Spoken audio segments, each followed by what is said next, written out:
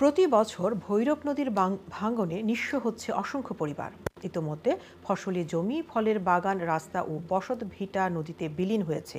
হুমকির মুখে খুলনার রূপসা উপজেলার রহিমনগরের কয়েকশো ঘরবাড়ি।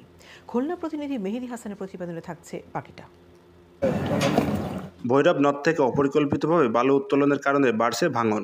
এজন্য প্রভাবশালী সিন্ডিকেটকে দুষছেন স্থানীয়রা।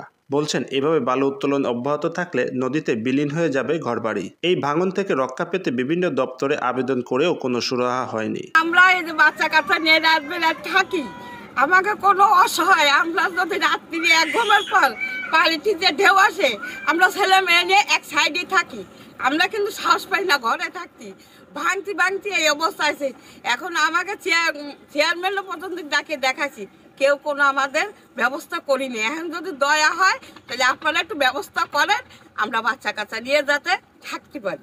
আমাদের এই উপদেশটা যখন নতুন উপদেশটা হয়েছে, এখন তার কাছে আকুল আবেদন আমার, যে আমার এখানে ভালোভাবে তল্লাশি করে দেখে শুনে, সার্ভে করে দেখে শুনে আমারে যাতে আমি ছেলে মেয়ে নিয়ে থাকতে পারি, সেই ব্যবস্থাটা সরকারের কাছে আমার আকুল আবেদন।